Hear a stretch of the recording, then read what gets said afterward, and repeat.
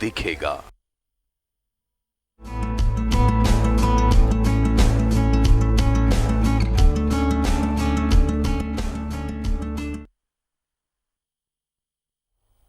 नमस्कार, स्वागत है आपका करियर पॉइंट के साथ। मैं हूं आसिया। लॉकडाउन की वजह से स्कूल कॉलेज सब बंद हैं, बच्चों के ऑनलाइन क्लासेस लिए जा रहे हैं, लेकिन इन सब के बीच 10th और 12th के बच्चों को भी रिजल्ट से पहले अब चिंता सता रही है कि आगे वो कौन सा विकल्प चुने जिससे उनका भविष्य सुनहरा हो। हम करेंगे आपको गाइड, देखते रहिए करियर पॉइंट।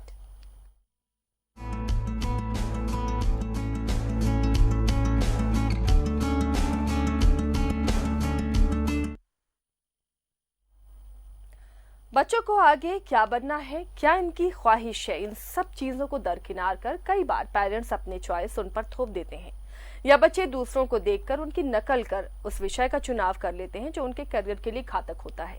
इसलिए बच्चों को सही गाइड करना बेहद जरूरी है। सभी स्कूलों के बच्चों के रिजल्ट आ चुके हैं, खासकर 10वीं और 12वीं के छात्र छात्रा जो अपने रिजल्ट का बेसब्री से इंतजार कर रहे थे। इनका इंतजार खत्म हो गया है। बच्चों की परीक्षा के परिणाम आने वाले हैं। ऐसे में अब बच्चों की परेशानी और चिंता बढ़ गई है, क्योंकि अब बच्चों के मन में यही सवाल होगा कि अब यानी 10वीं के बाद ऐसा कौन सा विषय लें जिससे उनका भविष्य सुरक्षित हो जाए और वे अपने क्षेत्र में सफलता हासिल करें। 10वीं पास करने के बाद आमतौर पर 4 सब्जेक्ट होते हैं, जिनमें से किसी एक का चयन करना होता है। अगर किसी को इंजीनियरिंग करनी है या फिर डॉक्टर बनना चाहता है तो वो साइंस चुनता है, या फिर किसी के मन में बिजनेस, फाइनेंस, अकाउंट्स में जाने की इच्छा हो तो वो अपने लिए कॉमर्स सब्जेक्ट को सिलेक्ट करता है। तीसरा सब्जेक्ट होता है आर्ट्स। अगर किसी बच्चे को कला के क्षेत्र में अपना करियर बनाना होता है या जो विद्यार्थी सरकारी नौकरी के लिए कॉम्पिटिटिव एग्जाम की तैयारी करना चाहते हैं वो आर्ट्स चुनते हैं। लेकिन ज्यादातर देखने को मिलता है कि बच्चे 10वीं पास होते ही इंजीनियरिंग या फिर मेडिकल की ही पढ़ाई करना चाहते हैं, और उनका मन ना भी हो तो फैमिली के दबाव में आकर वो इन्हीं में से किसी विषय का चयन करते हैं, क्योंकि हर पेरेंट्स अपने बच्चे को डॉक्टर या इंजीनियर ही देखना पसंद करते हैं। तो क्या ये सही है? अगर बच्चे दबाव में आकर अपना विषय चुनते हैं और आगे जाकर उसमें सफल नहीं हो पाते तो इसमें किसका नुकसान होगा? अक्सर ये देखने को मिलता है कि बच्चे अपने दोस्त या पड़ोस में किसी बच्चे को देखकर वो विषय चुन लेते हैं। अगर कोई पढ़ाई करने कोटा गया है तो क्या ये सही है कि उसकी नकल करें? तो ये जरूरी है कि जिसमें बच्चों की रुचि हो वो वही विषय चुने। किसी के दबाव या फिर सिर्फ अच्छे स्कोप के चक्कर में कोई ऐसा विषय ना चुने जिससे आगे जाकर पछतावा हो। किसी भी विषय को लेने से पहले उसके बारे में पूरी जानकारी हासिल करें। 12वीं के बाद उसका स्कोप क्या है, उससे रिलेटेड अच्छे कॉलेज के बारे में भी पता कर लें। आप किसी के पीछे या किसी को देखकर कोई कोर्स ना लें, बल्कि जिस विषय में आपकी रुचि है या जो विषय आपका सपना हो उसी विषय का चयन करें, तभी आपको सफलता मिलेगी। हम आपके मंगल भविष्य की कामना करते हैं।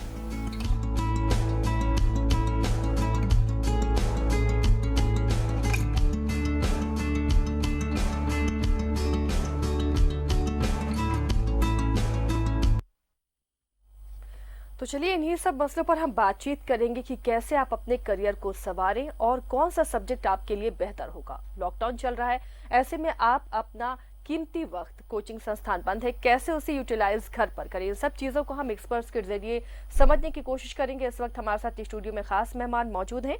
पंकज सिंह है, डायरेक्टर है बायोम के। आपका स्वागत है पंकज जी। सबसे पहले तो लॉकडाउन की वजह से बच्चे घर पर हैं, कैसे वो प्रिपरेशन करें, क्योंकि जो मेडिकल और इंजीनियरिंग की तैयारी कर रहे हैं वो बच्चे, कोचिंग बंद हो चुका है, कौन सा वो तरीका अपनाए, क्या टिप्स आप देना चाहेंगे? अभी लॉकडाउन में सारे बच्चे घर पे हैं, बहुत सारे के स्कूलिंग भी चल रहे हैं, जूम पे चल रहे हैं या कोई भी वो ऐप यूज कर रहे हैं स्कूल वाले लोग, और बहुत सारे बच्चे स्कूल में एडमिशन भी नहीं ले पाए हैं और कुछ बच्चे का तो एग्ज़ाम तक भी नहीं हो पाया है जी। तो आपको ये देखना पड़ेगा कि आप कैसे खुद को अभी के टाइम पे इस लॉकडाउन पीरियड में खुद को इंगेज रखते हैं, सब्जेक्ट्स पे कैसे आते हैं। कुछ कोचिंग्स में जैसे हमारे यहाँ पे या और बहुत सारे कोचिंग्स में ऑनलाइन क्लासेस की भी सुविधा स्टार्ट हो चुकी है। लेकिन सबसे पहली बात होती है कि आप सब्जेक्ट्स पहले चूज कर ले, आप किस में कंफर्टेबल हैं। आइदर मैथ चूज करते हैं या फिर आर्ट्स के लिए जाते हैं या फिर बायो के लिए जाते हैं। डिपेंड करता है आपका इंटरेस्ट जो भी हो। ये नहीं कि हमारे पेरेंट्स डॉक्टर हैं या हमारे पेरेंट्स बोल रहे हैं कि नहीं आपको बायो ही लेना है तो हम बायो ले, ऐसा बिल्कुल भी नहीं करें। क्योंकि जस्ट हमारे पास अभी 2 दिन पहले ही केस आया, उनके बच्चे को इंटरेस्ट नहीं था और उनके फादर एडमिशन करवा दिए। आज ही कॉल आया कि नहीं मेरा बच्चा नहीं करना चाह रहा है। तो ऐसा बहुत सारा केसेस हो सकते हैं। तो आप पेरेंट्स से ये अपील करेंगे कि वो बच्चे पे खास करके प्रेशर नहीं बनाए, उनके इंटरेस्ट को जाने और उसके हिसाब से ही उनको सब्जेक्ट्स में आगे बढ़ने के लिए मौका दे। तो चलिए, इसे आप एक अच्छा मौका समझते हैं। ये जो लॉकडाउन हुआ है, बच्चे घर पे बहुत अच्छे से प्रिपरेशन कर सकते हैं। लेकिन पंकज जी, देखा जाता है बाहर बच्चे जाते हैं कोचिंग संस्थान के लिए, कई बच्चे वापस वहां से लौट रहे हैं। कोटा जो एक हब है कोचिंग का, लोग वहीं जाते हैं तैयारी करने के लिए, वहां से बच्चे लौट रहे हैं। 10th और 12th का रिजल्ट अभी पेंडिंग है, बच्चे बहुत डिप्रेशन में भी जा रहे हैं। कैसे पेरेंट्स उन्हें इससे उबारें, कैसे वो मददगार साबित हो सकते हैं? देखिए, जो बच्चे बाहर से अभी लौटे हैं, बिल्कुल उनकी पढ़ाई कहीं ना कहीं ब्रेकअप हुई है। और जैसा कि अगले 1 महीने के बाद जो अनाउंसमेंट है कि एग्ज़ाम होना है, तो इस बीच में उनको देखना पड़ेगा कि हमें कंटेंट्स को और रीच करना है, साथ ही अपना फ्रस्ट्रेशन लेवल पे नहीं, खुद को फ्रस्ट्रेट नहीं होना है। चीज़ों को जो आप पढ़े हैं उसको कंटिन्यू कीजिए, रिवीजन कीजिए। साथ में जैसे लोकल में भी बहुत सारे कोचिंग्स हैं या टेस्ट पेपर्स के लिए प्रैक्टिस पेपर्स वगैरह प्रोवाइड करवा रहे हैं। सारे चीज़ ऑनलाइन अभी हैं, तो ऑनलाइन मोड पे ही जाना है। लेकिन आपको तरीका ये देखना है कि हमें कितनी ज़रूरत है। अगर टॉपिक की ज़रूरत है तो आप टॉपिक के लिए वो ऑनलाइन पे या यूट्यूब पे या कहीं से भी जो कंटेंट्स मिल रहे हैं वो आप पढ़े, लेकिन पूरे टाइम आप मोबाइल पे नहीं लगे रहे। ये एक आजकल हो गया है कि ऑनलाइन क्लासेस हो रहे हैं, तो बच्चों को पहले मोबाइल से पेरेंट्स दूर रखना चाहते थे, लेकिन अब पेरेंट्स ही उन्हें मोबाइल दे रहे हैं, तो कहीं ना कहीं ये लत भी बच्चों में लग रही है अब। जी, आने वाले टाइम में ये एक बिग प्रॉब्लम देखा जा सकता है। जैसा कि लॉकडाउन में अभी कोई ऑप्शन नहीं है, इस कारण से उन्हें मोबाइल या लैपटॉप जो भी है वो दिया जा रहा है। लेकिन हो क्या रहा है कि बच्चे का क्लासेज अगर 3 आवर्स है तो वो अगले 3 आवर्स 4 आवर्स और भी मोबाइल पे या लैपटॉप पे लगे हुए हैं, कुछ और वीडियो देख रहे हैं, कुछ और भी कर रहे हैं, गेम खेल रहे हैं।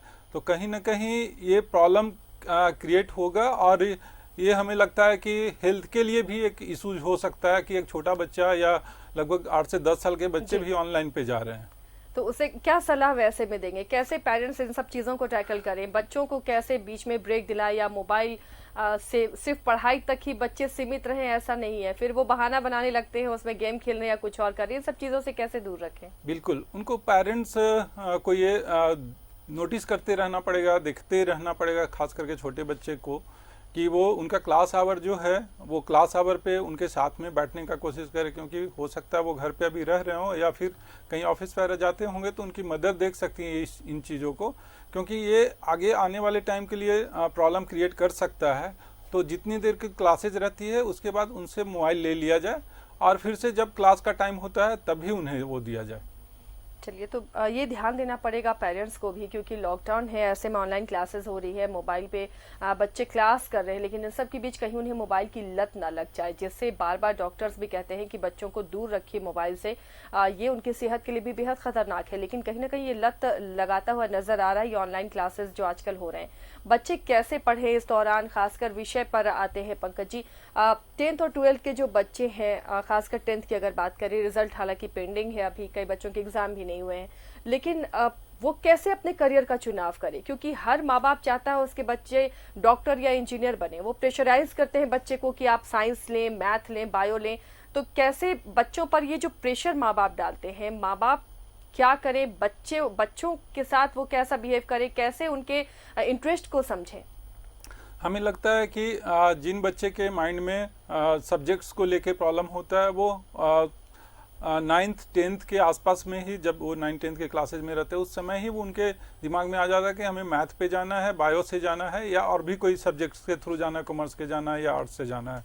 तो ये चूज करने के लिए फ्री छोड़ दे बच्चे को कि वो किस स्ट्रीम के साथ जाना पसंद करेंगे। वो मैथ उनका बेहतर है तो मैथ के साथ जाएंगे, बायो बेहतर है तो बायो के साथ जाएं, कॉमर्स बेहतर है तो कॉमर्स के साथ जाए। लेकिन अभी के सिचुएशन में हमें जो लग रहा है, जैसा कि कोरोना के सिचुएशन में भी आप देख रहे होंगे कि सबसे फ्रंट पे डॉक्टर्स ही है। तो डॉक्टर्स मतलब मेडिकल का कोई जिसे बोलते हैं कि तोड़ नहीं है, वो तो बिल्कुल ही नहीं है। तो अगर बच्चे को इंटरेस्ट है बायो में तो बिल्कुल उनको बायो के लिए आगे बढ़ना चाहिए और आगे का तैयारी वो नीट के लिए या जो भी प्रिपरेशन करना चाहते हैं वो कर सकते हैं। कई बार बच्चे भी कंफ्यूज रहते हैं, आपने कहा बच्चों पे छोड़ दें, कई बार बच्चे नहीं चुन पाते हैं करियर। वो क्या होता है, अपने फ्रेंड सर्कल में दोस्तों को देखकर उनकी नकल करना चाहते हैं वो, कि अगर वो बायो ले रहे हैं तो मैं भी उन्हीं के साथ बायो लूं।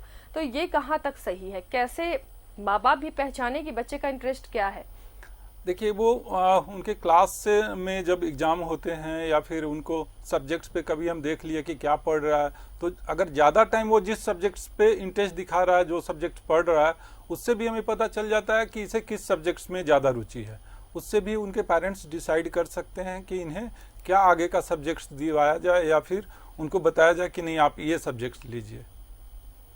जी, अभी एग्ज़ाम भी होने वाले हैं, सब कॉम्पिटिटिव एग्ज़ाम्स, उसके लिए कुछ टिप्स देना चाहेंगे बच्चों को जो प्रिपरेशन कर रहे हैं मेडिकल के लिए या इंजीनियरिंग के लिए?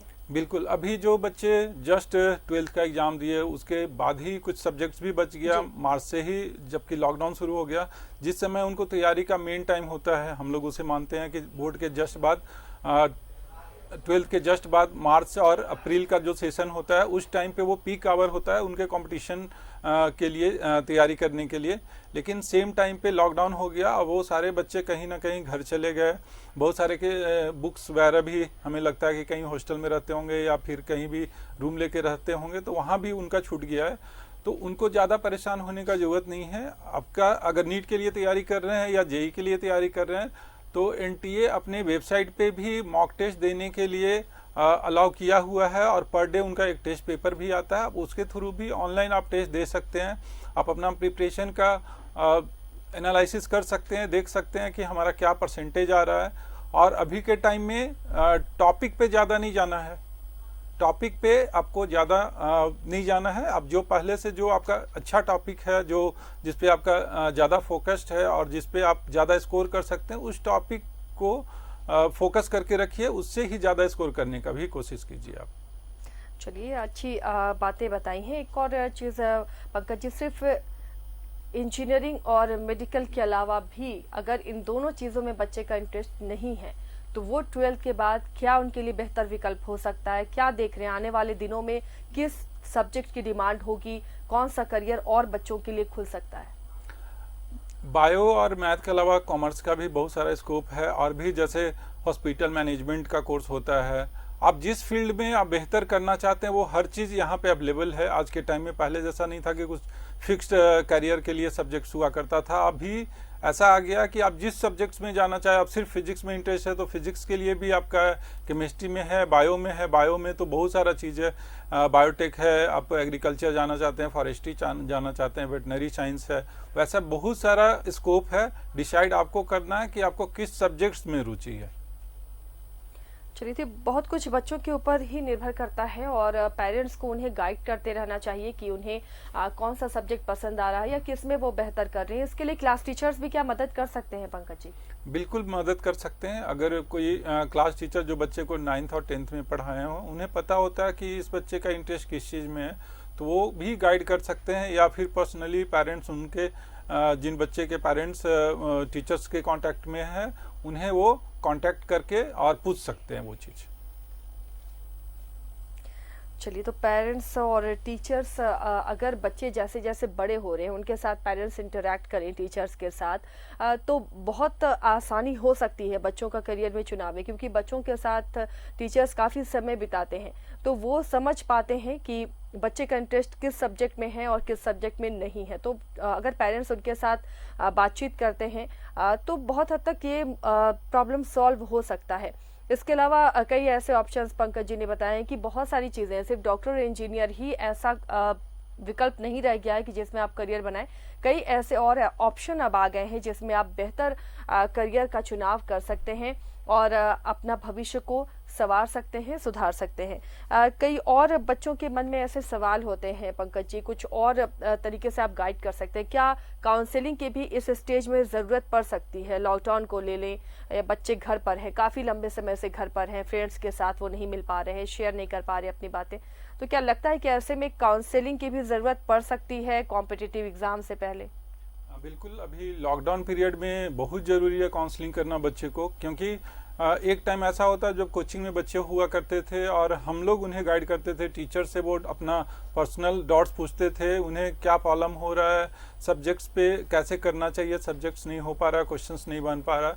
लेकिन अभी के टाइम में अगर वो घर पे हैं तो उनके पेरेंट्स की जवाबदेही वो बनती है कि उनको टाइम टू टाइम मोटिवेट करते रहना। अगर कहीं से भी वो डिमोटिवेट हो रहे हैं या कभी वो टेस्ट दिए, उनका ऑनलाइन टेस्ट दिए, स्कोर नहीं हो पा रहा है, तो बच्चा अभी लगेगा कि 1 महीने में एग्जाम है, हमारा होगा या नहीं होगा, उस केस में उनके पेरेंट्स को इस चीज़ से मोटिवेट करके और उनको उनका कॉन्फिडेंस लेवल को बढ़ाना पड़ेगा। उनके पेरेंट्स का ये दायित्व बनता है अभी के टाइम में।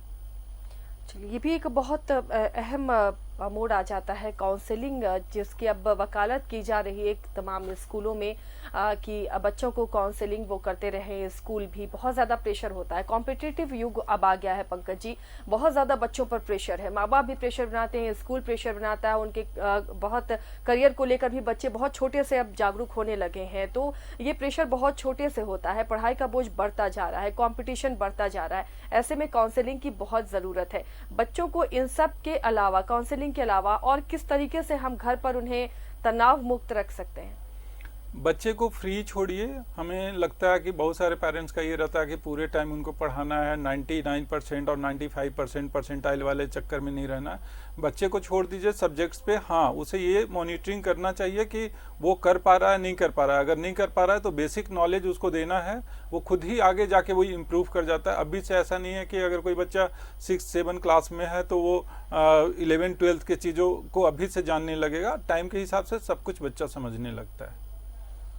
बाकी तो थोड़ा सा खेल की तरफ मोटिवेट करें, वक्त दें, बच्चों के साथ बातचीत करें, उनके स्कूल कॉलेज की बातें सुनिए, तो कहीं ना कहीं बच्चे भी बहुत ज़्यादा फ्री हो सकते हैं माँ बाप के साथ, और करियर पर भी खुलकर बात हो सकती है। आप अपनी पसंद उन पर ना थोपें, बल्कि बच्चों के पसंद को जानें, बच्चों के पसंद को सुने, समझें, समझने की कोशिश करें। और एक रिजल्ट भी क्या उसका आईना हो सकता है, बच्चों के जो मार्क्स मिलते हैं क्या वो भी एक आईना हो सकता है पेरेंट्स को समझने के लिए कि बच्चे किस में आगे बेहतर कर सकते हैं?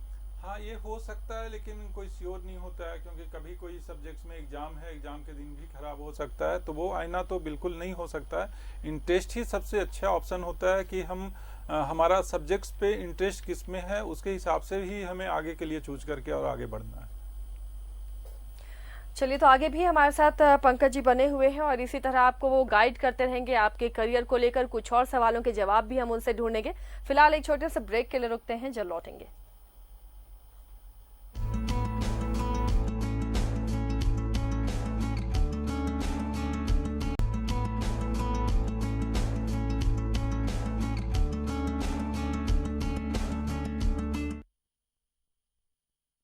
ब्रेक के बाद एक बार फिर वापस हम लौट चुके हैं। हमारे साथ करियर गाइड करने के लिए पंकज सिंह जुड़े हुए हैं, बायोम के डायरेक्टर, और उनसे लगातार हम जानकारी हासिल कर रहे हैं कैसे बच्चे प्रिपरेशन करें, क्योंकि 10th और 12th के एग्जाम हो चुके हैं, कईयों के बाकी हैं एग्जाम, लेकिन कॉम्पिटिटिव की तैयारी, कॉम्पिटिटिव एग्जाम्स की तैयारी 12th के बच्चे कर रहे हैं। और जुलाई में एग्जाम भी होना है नीट का, इसके लिए बच्चे किस तरह से प्रिपरेशन करें। चलते हैं फिर से हम पंकज जी के पास और पूछते हैं, पंकज जी, नीट के एग्जाम होने वाले हैं, जुलाई में होने हैं, तो 12th के जो बच्चे, जैसा भी हमारी बात भी हो रही थी, जो इस बार एग्जाम दिए हैं, जो पिछले साल एग्जाम दिए, कई ऐसे बच्चे अपीयर होंगे, लॉकडाउन है, उन्हें गाइड नहीं मिल पा रहा होगा गाइडेंस कोचिंग सेंटर से, कैसे वो प्रिपरेशन करें कि क्रैक करें नीट का एग्जाम? अभी के टाइम में उनको ये करना चाहिए कि जो भी पहले पढ़ा हुआ चीज़ है उसे रिवीजन करें जी, और कंटेंट्स को थोड़ा और रीच करें। साथ में हर अल्टरनेट डे या 2 डेज और 3 डेज पे टेस्ट देने का कोशिश करें, ताकि उनको सब्जेक्ट्स का पता चलते रहे कि किस टॉपिक में हमें प्रॉब्लम हो रहा है या नहीं हो रहा है।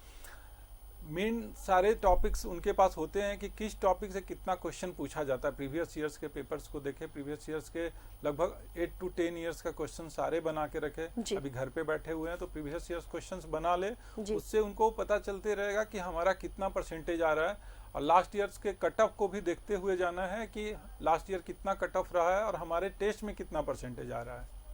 तो ये फॉलो करेंगे तो शायद हमें लगता है कि आने वाले टाइम में नीट में उनका अच्छा स्कोर कर पाएगा। एक और आपने बताया कि एनटीए की वेबसाइट पे ऑनलाइन टेस्ट भी लिया जा रहा है, उसका पैटर्न भी डाला गया है। तो पिछली बार से क्या ये पैटर्न अलग है, और अगर नया है तो बच्चों को भी जो तैयारी पिछली बार के पैटर्न से बच्चे कर रहे होंगे तो उनके लिए भी बहुत नया नया कुछ लगेगा, तो ऐसे में कहीं वो पजल ना हो जाए, परेशान ना हो?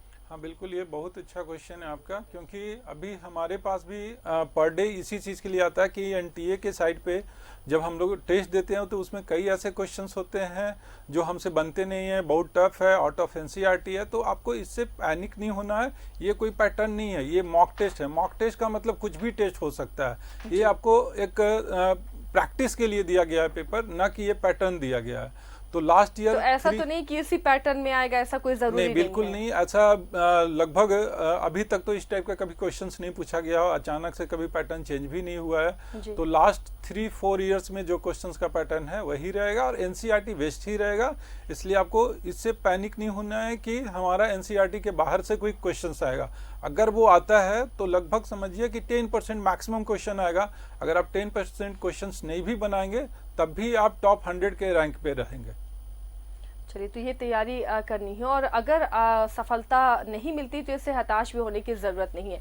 क्या जो एग्ज़ाम्स पहले दे चुके हैं पंकज जी, उनका ये अगर सेकंड अटेम्प्ट हो तो ये काफ़ी मदद करता है उन्हें, टाइमिंग और सारी कैलकुलेशन उन्हें समझ में आ जाते हैं दूसरे अटेम्प्ट में, तो उनके लिए थोड़ी आसानी होती है क्या? ऐसा कुछ नहीं होता है, डिपेंड करता है कि बच्चे पे। फिर जहाँ तक देखा गया है कि जो करेंट ईयर के बच्चे होते हैं, मतलब जो अभी जस्ट 12th दिए हैं, तो टॉपर्स का चांसेस उन्हीं का होता है और अक्सर देखा भी गया है कि वही लोग टॉप करते हैं। तो ये नहीं है कि कोई बच्चा 2 इयर्स और 3 इयर्स ड्रॉप करके अच्छा कर सकता है। वो अच्छा नहीं भी कर सकता और कर भी सकता है। डिपेंड करेगा कि वो बच्चा फिर से जो पिछले साल गलती किया वो इस बार नहीं करे। तो इसके लिए टीचर्स भी उन्हें अच्छे तरीके से गाइड करते हैं। कोचिंग संस्थान जो होते हैं उसमें उनकी भूमिका इस वक्त कितनी बढ़ जाती है? हालांकि लॉकडाउन की वजह से वो हेल्प नहीं कर पा रहे होंगे, लेकिन ये भूमिका कितनी बड़ी हो जाती है इन सब एग्जाम्स के लिए? नहीं, इस एग्जाम के लिए पैटर्न बताना, टीचर्स का गाइडलाइंस, बच्चा अगर डिमोटिवेट हो रहा है तो उसे मोटिवेट कैसे करना, ये सारा चीज हम लोग कोचिंग्स वाले करते हैं। तो क्या काउंसलिंग भी बच्चों की होती है वहाँ पर? बिल्कुल, काउंसलिंग होती है, पर्सनल अटेंशन रहता है बच्चे पे कि क्या कर रहे हैं, उनका रिजल्ट्स पे मॉनिटरिंग होता है। हम लोग ये फ्री किए रहते हैं कि कोई भी बच्चा को कोई भी प्रॉब्लम होता है पर्सनली आके आप हमसे मिले, सब्जेक्ट्स पे मिले, अपना रिजल्ट्स के साथ मिले, ताकि हम आपका रिजल्ट्स देख के आपको गाइड कर सकते हैं कि आपको किस सब्जेक्ट में या किस टॉपिक में या निगेटिव कितना कर रहे हैं। ये सब चीज़ पे हम बात करके उनको मोटिवेट करने का कोशिश करते हैं। चलिए, तो ये भूमिका बढ़ जाती है, लेकिन लॉकडाउन है पंकज जी, और ऐसे में कोचिंग भी हेल्प नहीं कर पा रहा होगा। ये अलग बात है कि पर्सनल नंबर पर लोग कांटेक्ट कर रहे होंगे, लेकिन एक जो काउंसलिंग होती है, एक जो ग्रुप डिस्कशन होता है, वो कहीं ना कहीं बच्चे मिस कर रहे होंगे। तो इसके लिए कोई तरीका अपनाया गया या उसी तरीके से ऑनलाइन क्लासेस के ही पैटर्न पर तैयारी अभी हो रही है? नहीं, ऐसे सारे कोचिंग्स वाले अपना एक ग्रुप बनाया, जैसे हमारे यहाँ पे तो बना हुआ है, एक व्हाट्सएप ग्रुप बनाए हैं, सारे बच्चे को अलग अलग ग्रुप में डाले हुए हैं। वो अपना क्वेश्चन उस पर शेयर करते हैं और साथ में टीचर भी रहते हैं जो कि उसका रिप्लाई करते हैं आंसर का। और बहुत केस में हम ये भी देखे हैं कि बच्चे लोग ही आपस में वो आंसर कर लेते हैं। तो बहुत टीचर्स का भी एक टाइम पे जरूरत नहीं पड़ता है, लेकिन ऐसा ग्रुप हम लोग भी बना के रखे हैं। और बीच बीच में हम लोग काउंसलिंग प्रोग्राम रखे रहते हैं, किसी टॉपर को बुलाया, जैसे 2 दिन पहले भी हम बुलवाए। तो इस तरह से उनको बच्चे को घर बैठ के जो अभी हमारे पास सिस्टम है उसी के थ्रू उन्हें मोटिवेट करने का कोशिश कर रहे हैं। चलिए, तो बहुत सारे ऐसे उपाय अब टेक्नोलॉजी के साथ निकाल रहे हैं कोचिंग संस्थान भी कि बच्चों को पूरी मदद मिल सके, ताकि बच्चे अपने करियर का सही चुनाव कर सकें। पंकज जी, अब वक्त भी हमारे प्रोग्राम का होने वाला है, तो जाते आते कोई अच्छा टिप्स, ऐसा टिप्स कि बच्चे इस कॉम्पिटिटिव एग्जाम को क्रैक कर सके, लॉकडाउन का फायदा उठा सके, क्योंकि अब 1 महीने का वक्त बस उनके पास बचा होगा नीट के एग्जाम क्रैक करने हैं। कुछ टिप्स आप बताएं, कैसे वो अपनी रूटीन बनाएं, कैसे सफलता हासिल करें? देखिए, टाइम का कोई लिमिट नहीं होता। आप 10 घंटे में भी अच्छे से कर सकते हैं और 15 घंटे में भी नहीं कर सकते हैं। डिपेंड करता है कि आपका ग्रास्पिंग कैपेसिटी कितना है। और अभी के टाइम में आपको वेटेज ऑफ टॉपिक देखना पड़ेगा फिजिक्स, केमिस्ट्री, बायो में, कि आपका वेटेज ऑफ टॉपिक क्या रहता है लास्ट 4-5 ईयर्स में। और उस टॉपिक के वेटेज के हिसाब से ही पढ़ना आप स्टार्ट कीजिए। और सबसे ज़्यादा चीज़ है कि आपको एनसीईआरटी पे फोकस रखना है। बायो में सबसे ज़्यादा क्वेश्चन पूछे जाते हैं, इसलिए बायो को पूरी तरह से कंप्लीट करके रखिए, एनसीईआरटी पे एकदम से फोकस रखिए। इनऑर्गेनिक ऑर्गेनिक में भी एनसीईआरटी पे ही डिपेंडेंट रहिए, उससे आगे जाने का जरूरत नहीं है। जहाँ तक फिजिकल का है तो आप क्लास नोट्स या जो भी पढ़े हैं पहले जिस भी बुक से वो करके रखना है। बाकी फिजिक्स जो है वो नीट के लिए बहुत सारे बच्चे को फिजिक्स में प्रॉब्लम होता है, बायो वाले बच्चे के लिए, तो आपको ज़्यादा उससे परेशान होने का जरूरत नहीं है।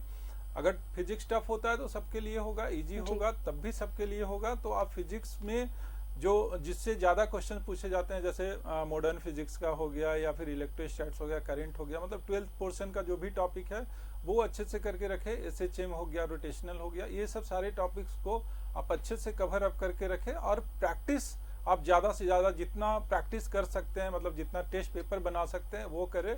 और ऑनलाइन और ऑफलाइन के टाइम में थोड़ा सा डिफरेंस लाना पड़ेगा। अगर आप ऑनलाइन के मोड से टेस्ट दे रहे हैं तो पेपर को 3 आवर्स के जगह पे 2 आवर 30 मिनट 2 आवर 40 मिनट्स में फिनिश करे वो। चलिए, तो बहुत अच्छे टिप्स दिए हैं पंकज जी ने, और उम्मीद है जो बच्चे अभी घर बैठे तैयारी कर रहे होंगे उन्हें काफ़ी मदद इससे मिलेगी। तो पेरेंट्स से भी रिक्वेस्ट है कि बच्चों पर अपनी पसंद ना थोपें और बच्चों को बस देखें कि उनका इंटरेस्ट किस चीज़ में और उसमें आगे बढ़ावा दें। पंकज जी हमारे साथ जुड़े हुए थे, बहुत बहुत शुक्रिया पंकज जी हमारे स्टूडियो में आने के लिए और इतनी अच्छी बच्चों को जानकारी देने के लिए, उन्हें गाइड करने के लिए। फिलहाल करियर पॉइंट में आज के लिए इतना ही। बने रहिए न्यूज़ 11 भारत के साथ ताज़ा खबरों के लिए।